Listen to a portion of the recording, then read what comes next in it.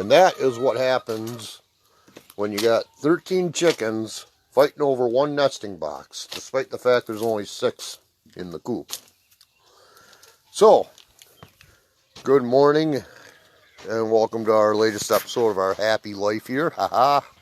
So, we pretty much did some standard cleanups in the yard, but so nothing major for projects and that because, well, we're tired.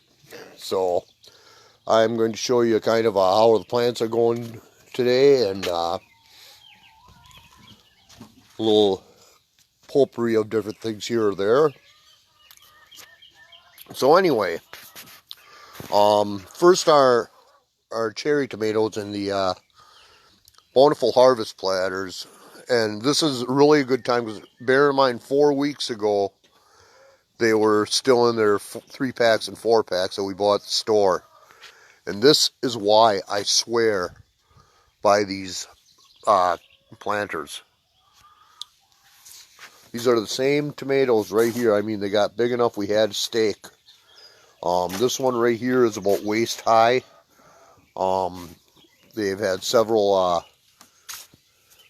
suckers that we took off of them, and as well as there's also a lot of first fruits we took off them to help them bloom. So as you can see, it's a no-brainer why I like these pots.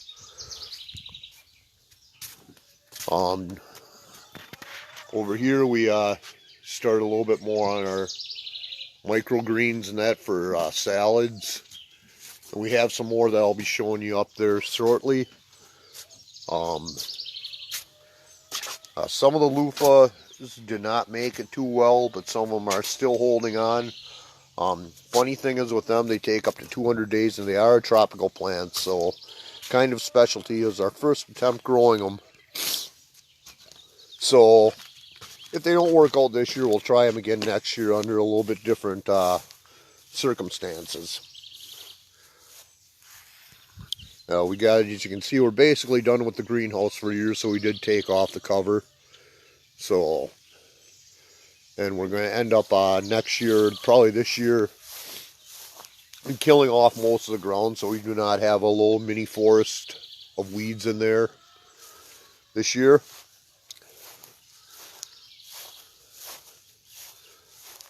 So today we're not doing too much except little repairs around the house as needed, and it's a little cool anyway. One thing that did fantastic, that we transplanted the chives last year, and my oldest daughter transplanted some more, is some chives, and they've really blossomed out into the area. We did a little trimming around this tree as well above it so the sun can get through. And as you can see, we took down a ton of scrub trees and opened up this area back in the woods. You know, take a little walk back there quick, because we really haven't shown this too much to anybody.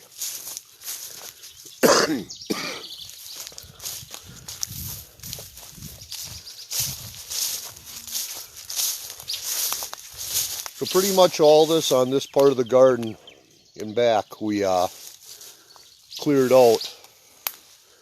There's actually probably enough if we wanted to go back about 20 feet here and around.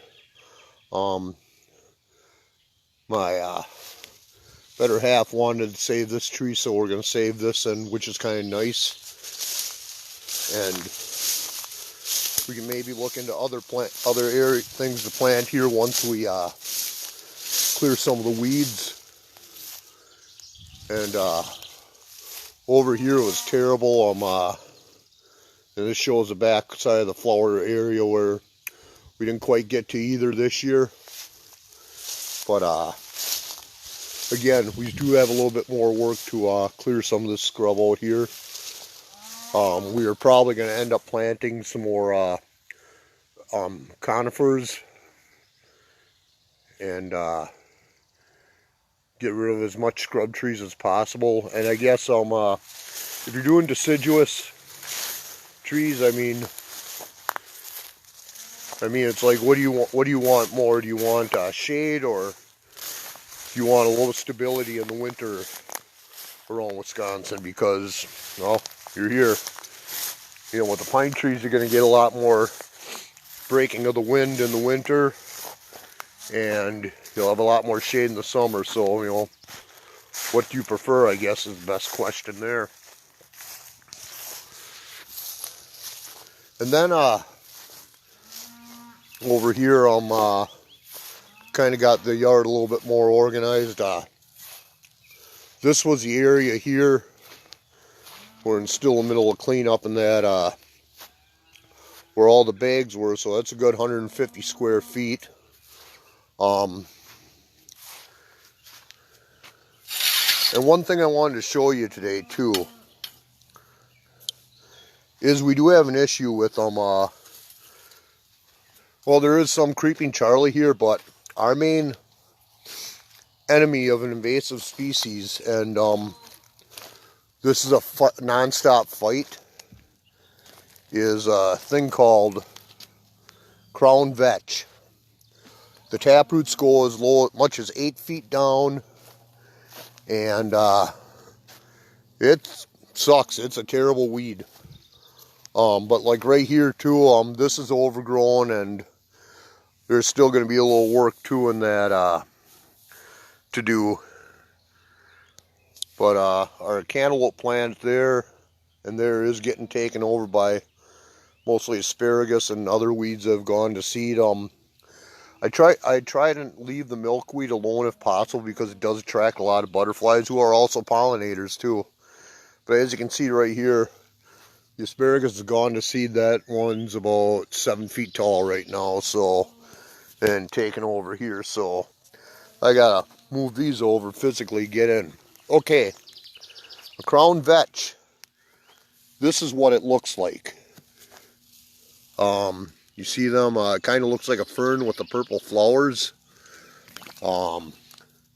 That is the weed right here that just keeps getting seeded. It's went all back here from the property next door that's been encroaching on it, and you know, it is what it is. It's not like the guy went and planted all this crap to irritate us. So we used the vinegar, salt, and dish detergent thing to kill a lot of the weeds right there, and laid down some carpet from the old garden around just to smother it, and see how that will do. Our rhubarb plant, yeah, that's really going to town.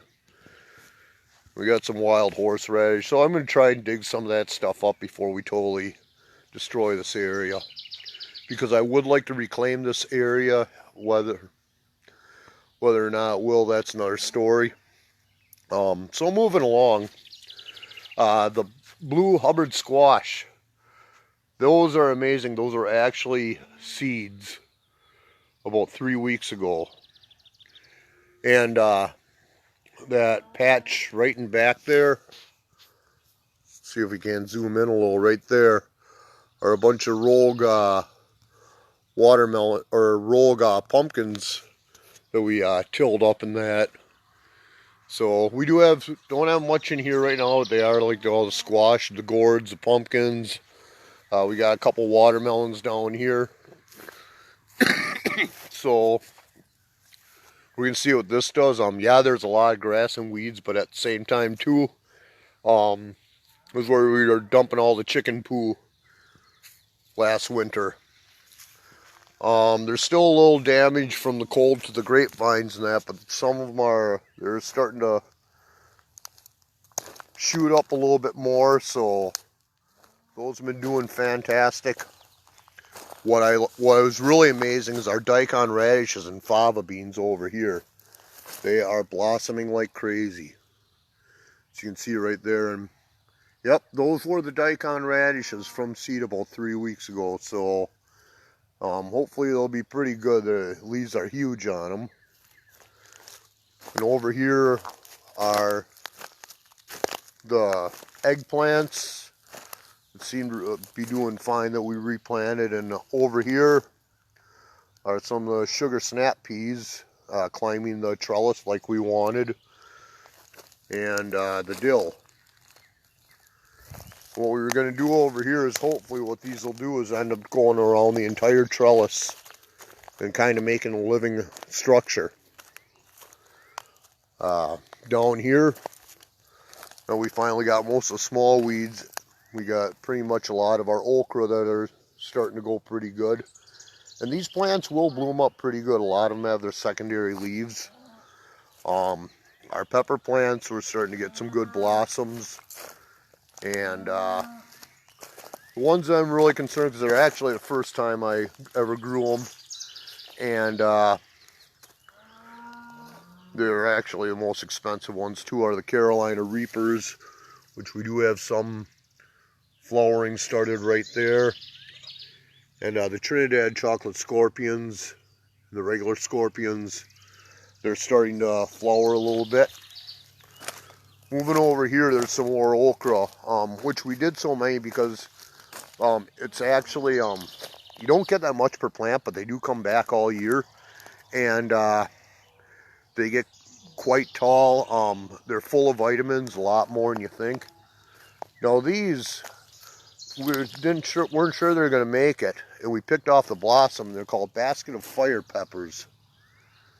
They're just small ones, and these will bush out, but they actually only get about 12 inches tall, so we bought them at about 4 inches. So, but they're about 6 to 8 inches, maybe one at 9 right now, so it's like they're not doing as bad as we thought. Even with these little ones too, I mean, it's not, the plants are tiny, but they're still fruiting pretty good on peppers. A lot of our tomatoes, they've really loved the few days of heat over here. And bush beans aren't coming up in the soil as much as I thought they would. But most of the pole beans around the frame now are all growing up pretty good. And got some more fava beans here with the blossoms. This one's about 18 inches high right now. And over here, these beans are doing really good over here. They're starting to grab onto the cage, which is what we wanted. Over here, we got some of our other tomatoes. We pretty much took a lot of the suckers off and first blossoms, and we got about 7 or 8 different varieties, so they're all a little bit different in how they look. And wow, that grew pretty fast right there. Another little pepper right here.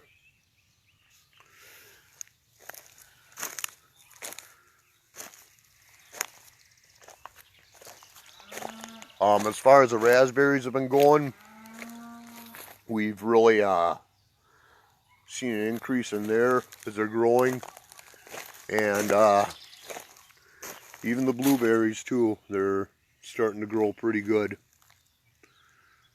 So, which I really wish now, at the rate they're going, that we would have probably ended up buying some more of them.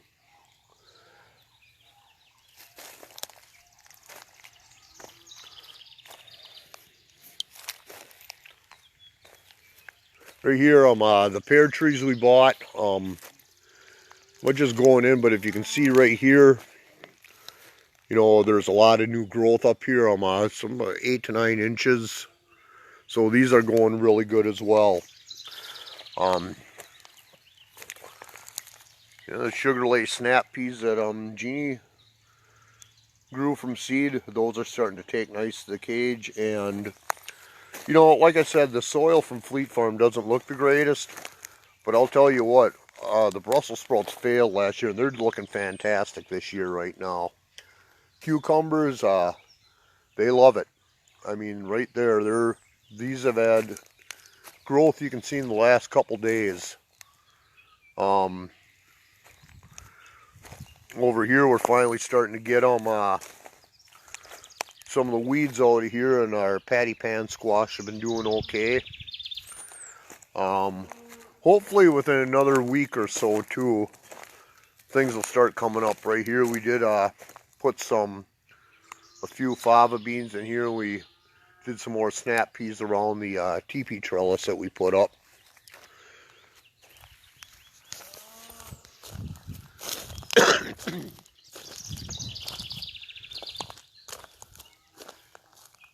And then she did plant some of the bush beans in the planters that we got from the Amish.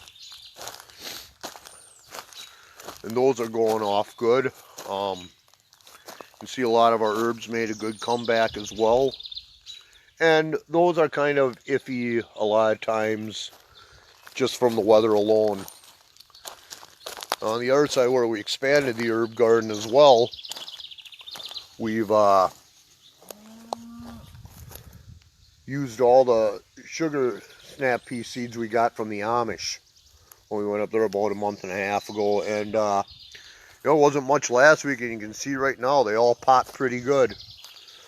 You can make out behind the weeds, that little plant and that.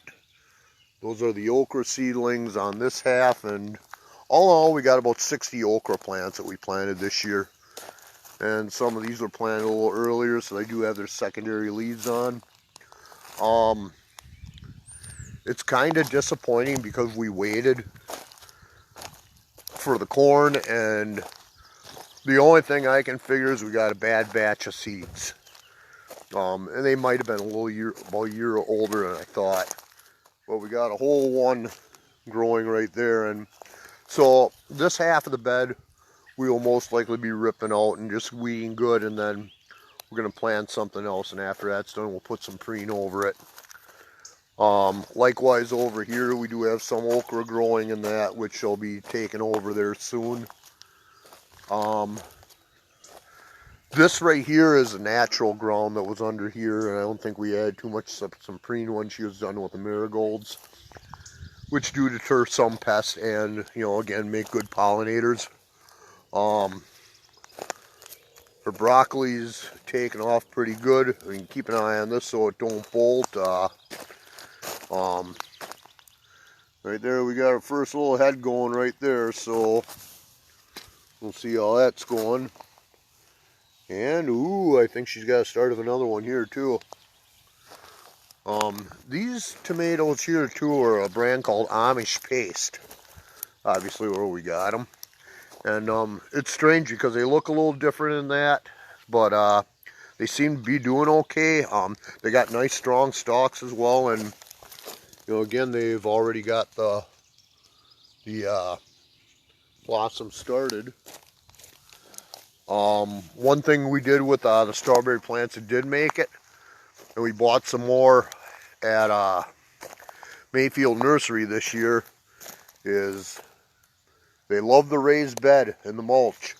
And if you look down here, these are old ones last year, and they're getting a lot more on there. If you can look right there compared to last year, which we didn't have a lot last year, but there was enough to sit there and, you know, maybe get a half pound out of it. And even over here, getting some big ones too. And we try to get all ever-bearing, so we kind of have them all through the entire year, or instead of just one big crop. The rhubarb we planted last year, you know, that's doing fine right there. So we did get 4 good plants out, which is enough right here for this area to take over. And hopefully soon we will be harvesting our beets out of here.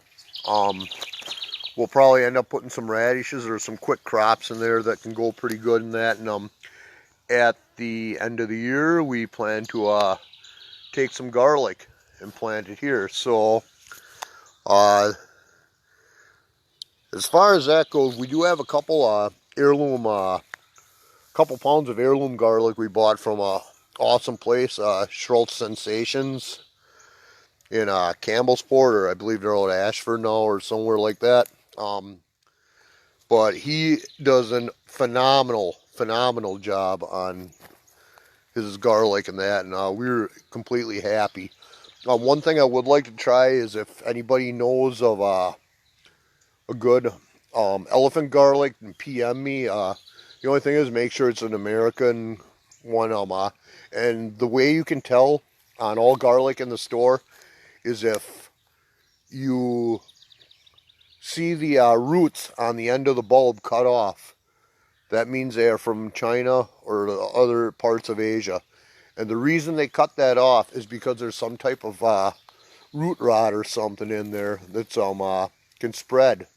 So it is mandated that all garlic coming in the United States has to be cut at the roots. It's just a quick knife cut on, that's all. If you see roots on the bottom, it's basically grown in the U.S. So the more you know. So moving all here,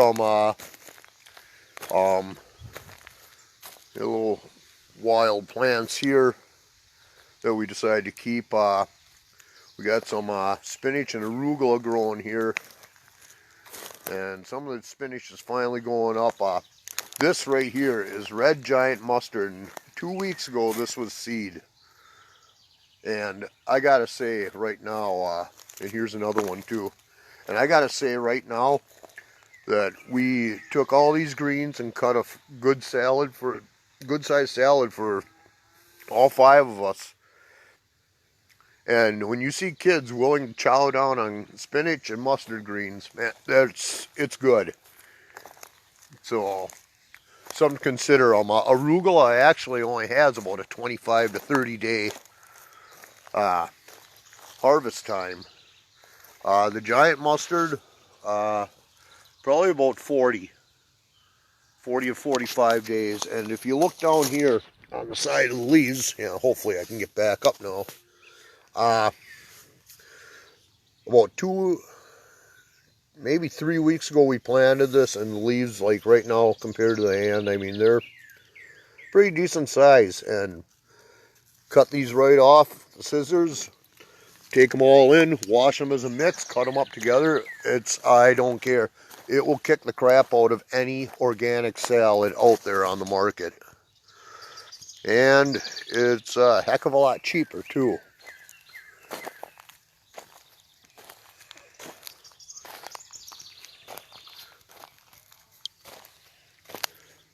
So, anything else? One thing I've noticed on our peach trees, and mind you, they're already rescued in that, so we got them at a bargain. I'll see if I can find one here. I think they pretty much all got off, but there was a thing that looked like insect damage or whatever, and it's actually called leaf curl. And it is a plant disease, but it's not something to destroy them. It is what it is. Here's one left over here. And it kind of looks like absolute crap on there, but that's not the end of the world, and it will. You can't really treat it once you have it, but next year, before everything goes, or when we care for them before they end up going dormant for the winter, you can treat them then. I don't remember exactly how to treat them, but I mean, we have it written down, and we got time for that. Again, the pear trees that we bought, this was right here, that was about as tall as when we bought them. And you can see right here, we got good 15, 16-inch shoots coming out right now. So that was a good investment. 30 bucks each, I think we paid. And, before I get lynched for buying plants at Walmart, and yeah, it sucks there, okay, I know, okay, but, hey, we go where to see if we can find things we want to plant, and if that's the only place that has some of the stuff, so be it. I'm not going to pay $90 for a tree from God knows where. And honestly, those peach trees or pear trees, well, the peach trees we got there too, but the pear trees were $29 versus $70 at Fleet Farm. They're taller, and they actually came from a Wisconsin farm as well. So I'm not only buying American, I'm also buying from the state. So, you know, buying American and buying local. So, you know, there's something to consider too. We can go back here. I want to show you these one more time too. Again, these right here are the pumpkin plants that were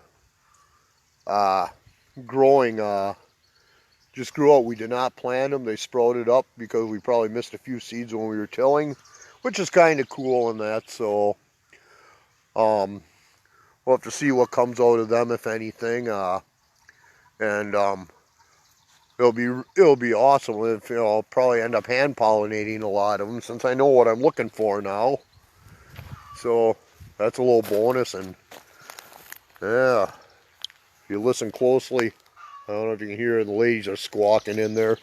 When I opened up the video and I showed you that before, it was kind of a thing to look at it. Is that's how they all tend to lay their eggs around the same time. And when you hear them just sitting there waiting in line and that, you know, it's kind of comical. Occasionally one will get impatient, hit the other side and that for laying an egg, but not too often. One other thing that we've been doing on this was over here. It was a fallen tree stump and that, and we're trying to get out and that. So this is the kids' job when they sit there and say they're bored. Is they've been running around over here cutting it down. They've actually done a pretty good job. And again too, if you look close, again, there's crown vetch here and that. But I mean, we do have it controlled pretty good to where it's not hitting the garden. We did put plastic underneath all the cedar chips. So, and it was pretty much sprayed and treated before. So yeah, granted, not too much is going to grow there. We did not spray it with the salt, so in case we ever change up the garden too, we can use it. So I mean, it didn't totally destroy, but it's pretty much in right now weed free. And again, I'm looking at the quality of the soil. I wanted to show you. That's the other thing too. This right here is the first weed in the Fleet Farm soil in about 2 weeks. So advantage of doing raised beds and that. And even here, right here, we didn't weed for about a week and a half in here. And it gets better and better once you get all the... Best thing to do is let all these little weeds like this right here just germinate. And just pull, get the roots, and they're done. Get as many as you can, and then we can treat them in that if we need to. I'll probably put preen down, but we're not going to do that until we're confident all the seeds germinated or we are done planting. Which will be soon, because if we do that, then we can still hopefully get a small winter crop on when some of these are done. I would love to take maybe some of this area and that where, like, say for example, the peppers and okra get done in here. I'd love to sit there and run a tiller quick, probably add a little bit more soil or whatever, and just go square foot gardening style, planting like beets. We did calculate you could probably fit about 980 beets if you did it, measured it perfect, according to Mel's Square Garden, which at the same time too, you know, you need to take a second job to afford that soil mixture if they're going to do, which, you know, hey, more power to them. I go, it can be done though in raised beds without it. I will say right there for how those beans and everything's doing in there. Number one, it's not actually filled up all the way, which is actually kind of a mistake on our part, but they seem to be growing well, so that's okay. But that's nothing more than just a little bit of peat moss and compost and potting soil, and then some topsoil. I mean, so it's not like a real over expensive thing. The potting soil, I mean, that's going for a fortune right now. And so, I mean, and if you don't have your own way to compost, I mean, that's where you're going to end up paying the money for it. So, I mean, it's like, a lot of it too, it's a lot of it is trial and error, but that's okay. We're having a blast doing it. It's nice to go into a place and where you accomplished something as a family and have your own time with God, Zen time, whatever you want to call it, whatever you live your life by. It's a nice place. Get away from everybody. So I highly recommend it. Are we going to have everything perfect? No, we've already failed at a couple things. Hey, that's okay. We'll get there. You just learn from your mistakes. We're cataloging every single thing we have down here, and what works and what doesn't. So, and then the final thing, and I wanted to show you, and it's kind of really neat because this is the point of doing this too, is to teach kids that there's more than electronics and all that BS and that they're rammed down the throat in the school system. And yeah, I could give a rant on that anytime too, so don't argue with me. You will lose, because I am not afraid to stick up for my kids at school. And when a lot of times the bullying with attitudes comes from teachers pushing their own thoughts and beliefs and indoctrinating the kids, well, you're messing with the wrong person. So, at any rate, and they're not perfect, but like kids decide to transplant some chives on their own one day, and well, they're still alive, so they did something right. So that's a good sign. But it does make me happy to see that. That we're trying to raise the kids in not only a skill that, should something severely happen, where, SHTF or the quote-unquote apocalypse happens, whatever you want to call it, that they'd have a brain enough to grow something or something to that effect. So, I mean, that is good. It's an awesome hobby, and again, they're not sitting there stuck with their face in the screen, especially all summer. Whoa, here's a surprise too. I got a little bonus feature here. We got our first apple starting. Oh, we got a couple here. Look right up there. This is when Jeannie and I first started dating. This tree was about 5 feet tall, and it's about 2 feet above me right now, and that. So this was actually the smaller one that we planted first. So that's pretty cool. And then there's this one here. But this one actually was one that we thought was going to die, because it was hunched over with all the ice and everything over and we had to put a chair up there to prop it up and hopefully save it. So that is really cool. That thing really came back. This one too, had some issues in that, but still holding on pretty good.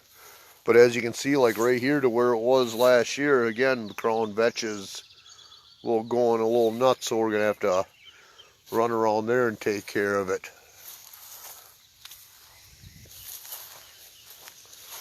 Other than that, I am happy to report, though, too, that there hasn't been too many critters in the garden area since we put up the fence. Couple holes by chipmunks, but nothing major. Yeah, we'll just have to cover the strawberries and probably some of the berries now when they come to fruit. We did have one thing with a deer jumping the fence there, but apparently they didn't find nothing they liked because they haven't been back. So that's about our life for this week. Not too much else going on. We're about to go in soon, and my lovely wife is making chocolate chip pancakes and blueberry pancakes, and it's making up a ton for us so we can actually enjoy a good breakfast. And it's with the yummy Amish batter as well. So, and then before I sign off, this was something my daughter Kira transplanted out of the garden when we need to make room. It was tiny about a week ago. So I don't know how she planted this in here in this barrel now, but I'll tell you what, they like it. So that's about it. And you see all the fatties over here, they got done with all their stuff. No, I don't have any food, but yeah. Yeah, you ever want to see chickens, how easy they are to control? This is where we keep our supplies here. Kind of put the camera on here. All you gotta do is just open that thing right here. There you go, get all of them. Yeah, I think they're gonna eat some. Yeah, that's what I thought. It is kind of amusing, but chickens are good, and you know, it's always good to have an army of live creatures that'll do your bidding, or at least treat you like a god, even though you're just feeding them. Yeah, just for a little abusing them and amusement. Ah, there we are, still sitting on there. Yeah, we got a bunch of nosy ones. You gonna come up and say hi? You come up and say hi? Come on. Boy. Oh, you knocked it down. I guess you can't. Oh, well. Yep, we'll have to fight later. There we go. All fighting over the same nesting box again, so we'll be getting some eggs out of them soon enough.